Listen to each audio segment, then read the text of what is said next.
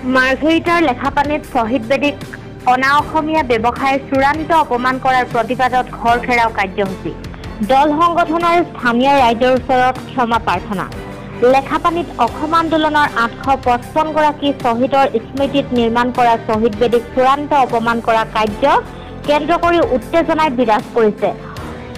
অশোক দাস নামৰ এজন অনা অসমীয়া ব্যৱসায়ীয়ে প্ৰথমে শ্বহীদ বেদীৰ মাটি বেদখল কৰাৰ উপৰিও বেদীটোৰ কাষতে নিৰ্মাণ কৰিলে শৌচাগাৰ টেংকি। এই ঘটনাক লৈ আজি লেখাপানীত তীব্ৰ উত্তেজনা পৰিস্থিতি দেখিবলৈ পোৱা গৈছে। বিভিন্ন দল সংগঠনৰ লগতে স্থানীয় ৰাইজে দাসৰ ঘৰৰ সন্মুখত উপস্থিত হয়। টাই আহোম যুৱ ছাত্ৰ পৰিষদ, সদৌ অসম ছাত্ৰ সন্থা, ছাত্ৰ মুক্তি সংগ্ৰাম সমিতিৰ লগতে স্থানীয় ৰাইজে প্ৰতিবাদ সাব্যস্ত কৰে।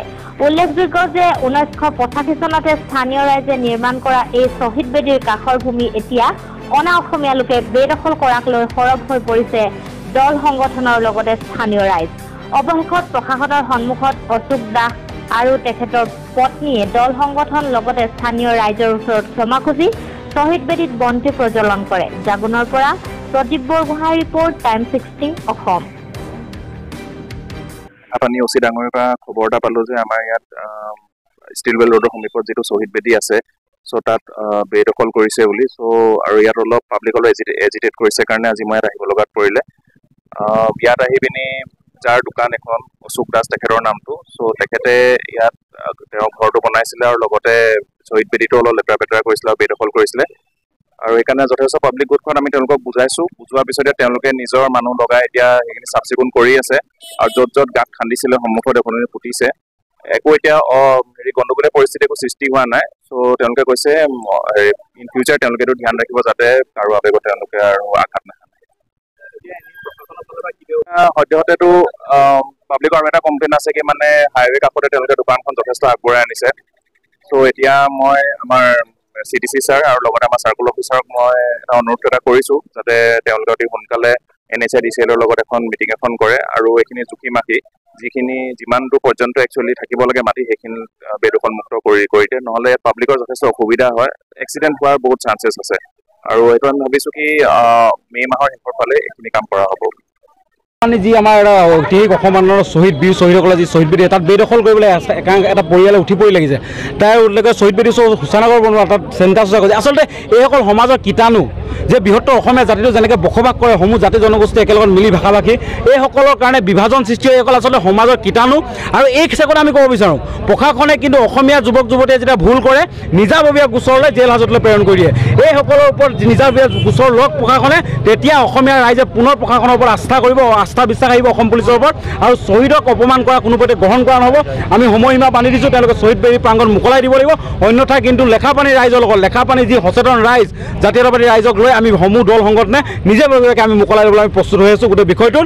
আৰু এই কথাবিলাকক আমি কৈছোঁ যে গৰিহণাযোগ্যই নহয়, কেৱল তেওঁলোকক সমাজে চিনাকি কৰি থোৱাৰ প্ৰয়োজন আছে। তেওঁলোক জাতিত দুই বুলি আমি আখ্যা দিছোঁ। আজি কি কৰিলে? আমি আহিলোঁ শ্বহীদ বেদী প্ৰাংগণ ইতিমধ্যে চাফ চিকুণ কৰা হ'ল। আমি আমাৰ যি সমজিলা আয়ুক্ত তেওঁক আমি ইতিমধ্যে কৈছোঁ গোটেই তালিকাখন উলিয়াব লাগিব, শ্বহীদ বেদী মাটি মোকলাই দিব লাগিব। শ্বহীদ বেদী চাফ চিকুণ কৰি ধুৱাই সেই পৰিয়ালে তাত বন্তি প্ৰজ্বলন কৰি ক্ষমা বিচাৰিছে। আমি তেওঁলোকক কৈছোঁ যে আপোনালোকে আমাৰ হেঁচাত ক্ষমা বিচাৰিব নালাগে, আপোনালোকৰ নিজৰ বিবেকে ক্ষমা বিচাৰক। 860জন তেজাল যুৱক যুৱতীয়ে নিজৰ জাতিটোৰ কাৰণে ভাষাটোৰ কাৰণে প্ৰাণ দিছিল। তাত কেৱল গগৈ, সন্দিকৈ, নেওগ, শইকীয়া বা এনেকুৱা বিষয় নাছিল, তেওঁ দেৱো আছিলে, তাত দাসো আছিলে, তাত বিশ্বাসো আছিলে, সিঙো আছিলে। তেওঁলোকে উপলব্ধি কৰিব লাগিব, তেওঁলোকৰ মন মগজত ক্ৰিয়া কৰিব লাগিব। তেওঁলোকে যি এটা মানে বেলেগ ধৰণৰ প্ৰতিষ্ঠা কৰিব বিচাৰি আছে এইবোৰ অঞ্চলত, এই অঞ্চলসমূহত আমি কিন্তু স্পষ্টকৈ কৰিছোঁ। তেওঁলোকে যিয়াত দোকান আছে তাত দোকানত ভাষাত এটা অসমীয়া ভাষা নাই, তেওঁলোকৰ দোকানখনৰ বেনাৰত তেওঁলোকে তাত বাংলা ভাষা ব্যৱহাৰ কৰিছে। আচলতে তেওঁলোকে বাংলা জাতীয়তাবাদ অসমত প্ৰতিষ্ঠা কৰিব আহিছে নেকি? যোনটো ভাষাৰ কাৰণে টেষ্ট দিবলগীয়া হ'ল জাতিটোৱে, অসমীয়া ভাষাক প্ৰতিষ্ঠা কৰিবলৈ ভাষা আন্দোলন হ'ল, সেই ভাষাটো কটাই তেওঁলোকে বাংলা ভাষা প্ৰতিষ্ঠা কৰি কি বাংলা জাতীয়তাবাদ প্ৰতিষ্ঠা কৰিব নেকি? অসমীয়া ৰাইজ অতিথি আপ্যায়ন হয়, কিন্তু ইমানো যে নহয় সহজতা হলটা আমাৰ দুৰ্বলতা নহয়। আমি সকীয়াই দিছোঁ আমাৰ সহজতা হলটাক যদি বাৰে বাৰে জোকাৰি থাকে তেতিয়াহ'লে ইয়াৰ পৰিস্থিতি ভয়াৱহ হ'ব। লেখাপানী থানাৰ অন্তৰ্গত আমাৰ লেখাপানী বজাৰৰ সমীপতে তাৰ বেক চাইডে ফৰেষ্ট অফিচ আছে, কিনাতে এটা শ্বহীদ বেদী আছিলে। প্ৰায় 1985 চনতে এই শ্বহীদ বেদীটো ইয়াৰ স্থানীয় ৰাইজসকলে বনাইছিল। কিন্তু কালক্ৰমত ইয়াতে এখন দোকান হ'ল, দোকানখনে ৰাস্তাৰ একদম ফুটপাথটো তেওঁলোকে এৰি দিয়া নাই, ফুটপাথত দোকান বস্তু খুলিছে। তাত ঘৰৰ পৰা শ্বহীদ বেদী কিনাই দি, দৰ্জা ৰাখি কিনাই দি, তলেদি লেট্ৰিনৰ আৰু বাথৰুমৰ পানী আহি তেখেতলোকে শ্বহীদ বেদীত কাষতে এটা গাঁত খান্দি তাত সেই লেট্ৰিনৰ বা বাথৰুমৰ পানীবিলাক তাত পেলাবলৈ তেখেতলোকে চেষ্টা কৰি আছিল। আমাৰ লেখাপানী ৰাইজে তেওঁলোকক 17 চনৰ পৰা এইবোৰ অভিযোগ দি আহিছিলে। তেওঁলোকে অভিযোগ দিবলৈ আহিলে তেওঁলোকৰ যিজনী মাইকী মানুহ, যিজনী মাইকী, তেওঁ কেমেৰা লৈ ওলাই মানুহক হু আৰ ইউ বুলি কৈ প্ৰশ্ন কৰে। আৰু 17 চনত আমাৰ লেখাপানীৰ ল'ৰা দুটা 3জনৰ ওপৰত তেওঁ এটা কেছ দিছিলে, এইটো লৈয়ে যে মোক ৰেপ কৰিব আহিছে বুলি তেওঁ কেছ দিছিলে। কিন্তু সেই কেছটো তেখেতলোকে কেছটো হৈ আছে, কেছটো হৈ থাকোঁতেও তেখেতলোকে ইয়াত বিল্ডিং বনায়, দোকান বনায় আৰু এইটো দখল কৰা আমাৰ পৰিলক্ষিত হ'ল। আমাৰ সংগঠনে আহি তেওঁলোকক জনাওঁতে তেওঁলোকে কৈছে হু আৰ ইউ, তোমালোক কোন?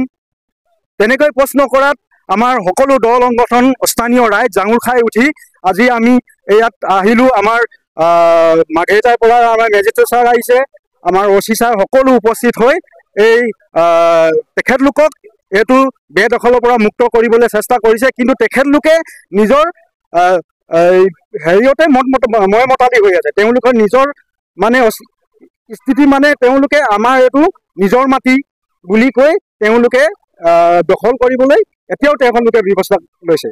সেয়েহে আমি টাই আহোম যুৱ পৰিষদৰ লগতে ইয়াত বিভিন্ন জনগোষ্ঠীয় সংগঠন আছে, সকলো একত্ৰিত হৈ আমি এই শ্বহীদ বেদীটো মুক্ত হ'বলৈ আমাৰ মাঘেৰিটা প্ৰশাসনৰ লগতে আমাৰ অসম চৰকাৰলৈও আমি দাবী জনাইছোঁ।